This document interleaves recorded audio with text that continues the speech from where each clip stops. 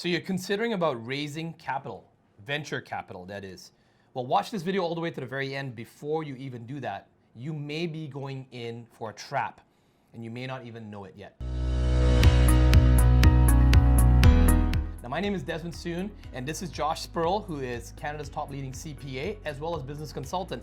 And combined together, we have over 50 years of business experience in mentoring business owners and helping them scale. The number one thing, Josh, I mean, you put it in your book here, you're the author of this book, The 100 Myths of Entrepreneurship versus the Chainsaw.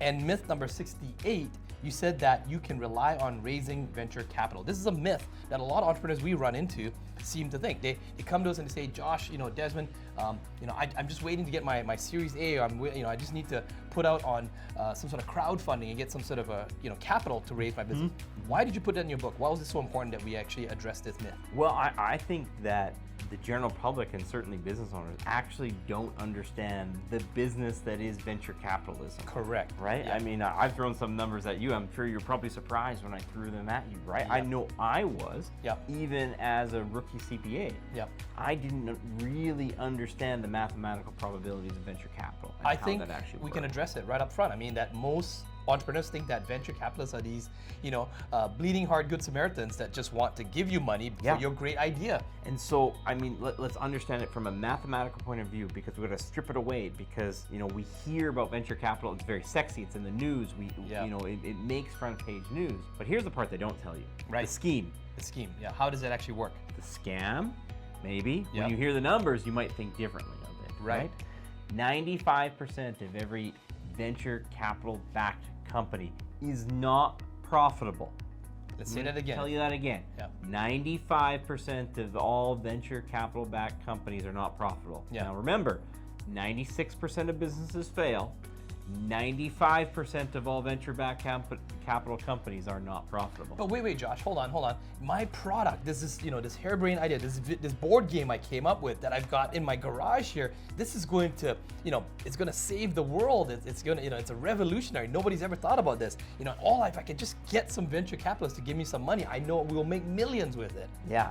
Here is the, the challenge, right? That people have is, well, they don't realize, because we see this, we can watch Dragon's Den, we read business articles, and all you hear about is venture capital. Shark Tank, Dragon's Den, I mean, it's kind of like saying, who else makes the news? Lottery winners. Correct. Right? They make the news. Number one draft picks in the NHL, they make the news, right? Yeah. But it's not statistically probable.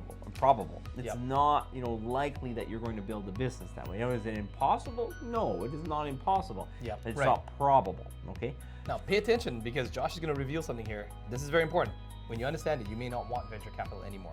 First thing we have to understand is just the number of people that are applying for venture capital. Correct. Okay? It's huge, right? Yes. It's not as big as winning the lottery, but it's not very small either.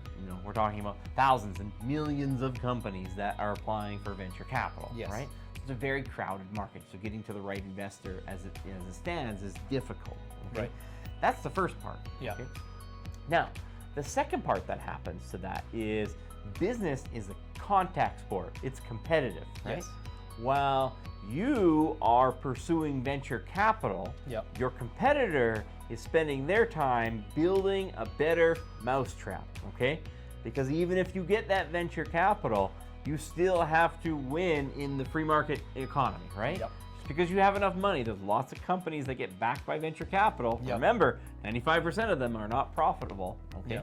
So just because you get that funding does not mean your competitors are going to roll over and die, right? Correct. Even when you get that funding, you're still probably a small player in the space, not a big player. In fact, these days, I mean, I don't want to trash on China or anywhere else, but there's a lot of developing countries in which there are very smart people over there, and they are looking and seeing what you, the great brainiac genius entrepreneur that had this entrepreneur seizure, came up with an idea, and you're now seeking funding, and you're going out there talking about your business, and they're looking at your business model, and they're actually moving to the market faster, and they don't even need the venture capital. They're taking your idea and moving fast to the market. That's right. The speed matters. Implementation, right? And then that same person now is going to hit the market with sales. They're going to go after the same venture capital that you're going after, except maybe their product isn't slightly as good, but they're going to them with sales. Correct. With financial statements, right? Correct. Because let's say you do get in front of the right people. Yep. Let's say they do like your offer.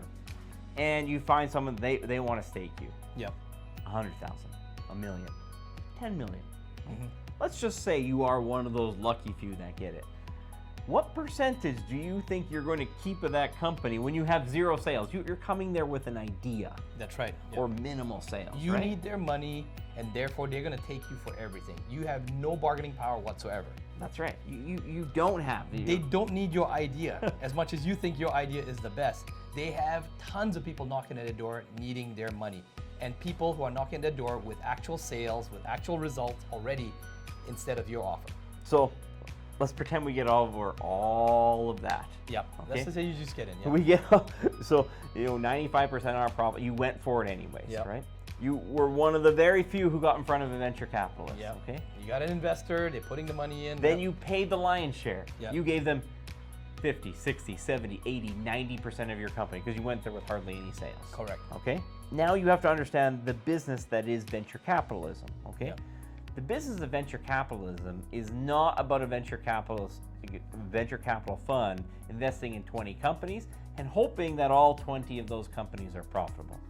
The business of venture capitalism, we know from the stats how many of them are profitable. You know, yep. 95% are not profitable, right? Yep. 1 in 20 are profitable. Yeah, maybe even half in 20, might be profitable. So they invest in 20 companies. Let's say this fund is going after 20 companies. They are not hoping that 10, 15, or 18 of those succeed. What they're hoping for is one of those companies does a 50x return. Correct. It covers all of their losses. It covers, they do $1 million in 20 companies, right? Yeah. So it covers their capital in all of those other companies, okay? So let's do the math. I mean, they put $1 million into 20 companies, so that's $20 million of investors' money. That's right. These venture capitalists are funding and holding and managing the funds of other richer investors that put the money with them.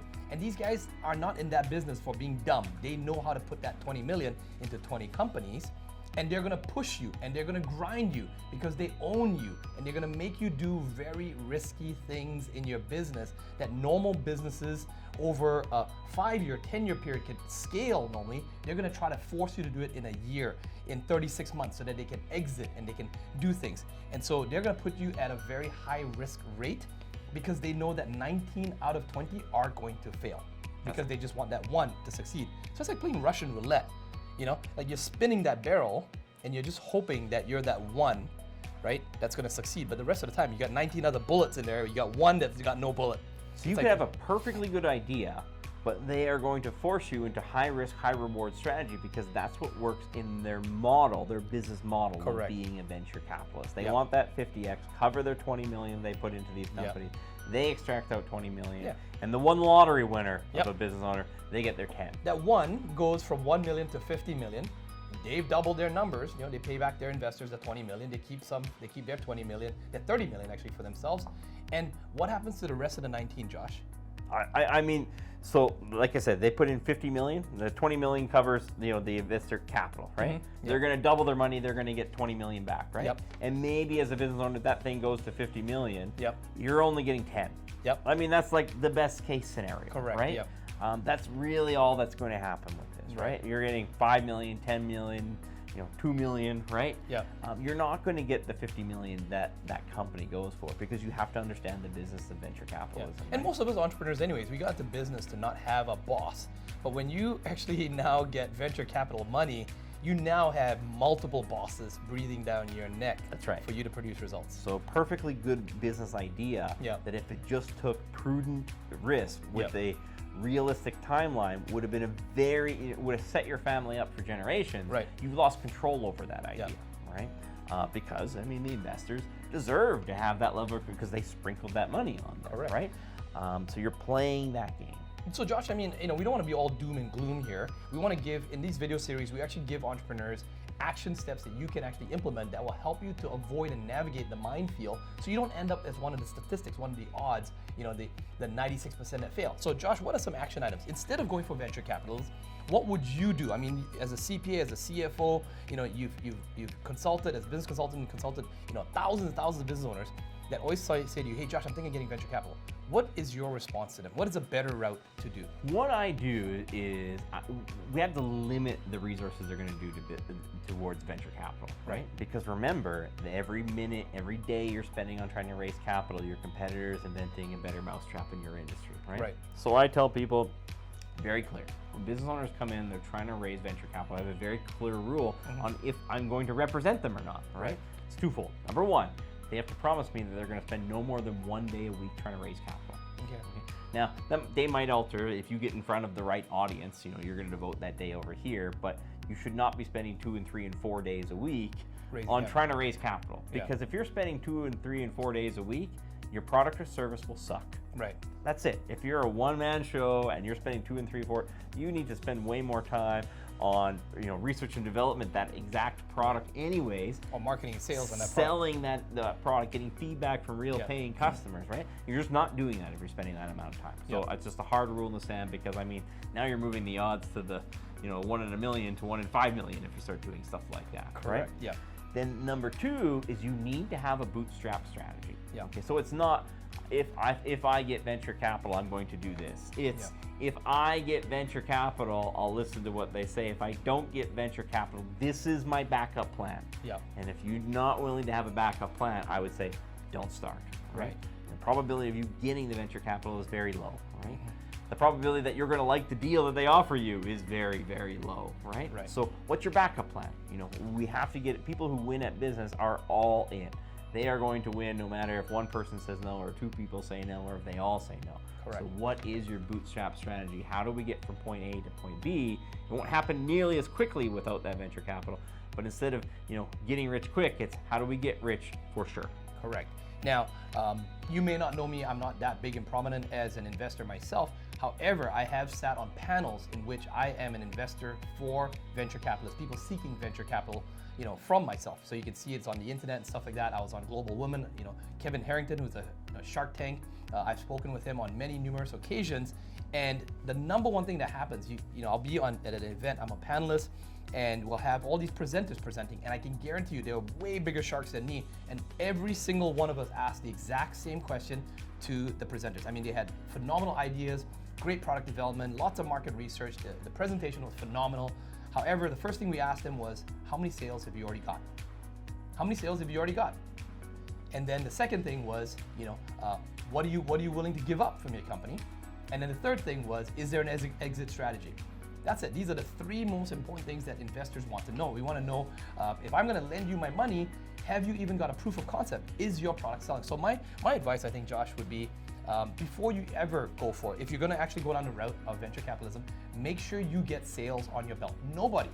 You wouldn't want to lend your money to some harebrained idea either if that person hasn't got proof that it's actually selling. You are in a way better negotiation position if you can go to the investor and say, whether you give me your money or not, I'm already making sales. However, if you throw your money onto this project, we're going to make sales much faster together. But that is what you want to come to the table with. You do not want to come to the table with no sales or minimalistic sales and just say, oh yeah, we've had a couple of sales here and there. You want to have a proven scalable system. That's what excites venture capitalists and investors to want to put money in your system, where they can see that if they put money in, if I put $1 in, I'm going to get $2 back. I put $1 in, I'm going to get $3 back. And if we put it in, we can do it faster because you just don't have all the resources, so we can help you do that. Right? And so I think that's my take on it, Josh. What are some of the action items you would give to someone who is sitting here considering if they need to raise venture capital? Implement your bootstrap strategy, right? Because you're, like you said, the bootstrap strategy is not the enemy of the venture capital strategy. The bootstrap strategy is the cheerleader for the venture capital strategy. Correct. It's also your plan B if the the venture capital strategy does not work, right? And you see all these deals, and it might think easier. Right? First of all, there's not that many slots on Dragons Den. Yeah. There's not that many venture capital groups, period, right? Yeah. And what they don't tell you is a lot of the pitches that are accepted are later done in due diligence. So the deal does not go through in due diligence, right? It's just for television entertainment, right? But what you don't see is that behind the scenes, most of them don't make money or they don't get approved. Yes. Yeah. So, keep going. Stick to that bootstrap strategy until that money is in your account. You are doing that bootstrap strategy. It may seem slower, but prove that your business can sell.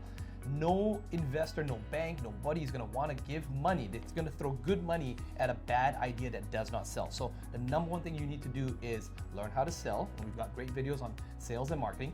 And the second thing you wanna do is, ideally you wanna be able to sell your product. And if your product can sell and you got proof of concept, that's only after you've got sales on your belt. When you don't need the money, that's when you wanna ask for increase and get some investment. So if you found this video helpful, comment below, let us know if you want us to expand on this topic. By the way, you can get a copy of Josh's book in the description below. If you haven't already subscribed, check out our other videos up here. Subscribe so you don't miss the next few videos. We're covering all 100 myths so that you can beat the odds and not be one of the 96 that fails. And if you like that, we'll see you in the next video.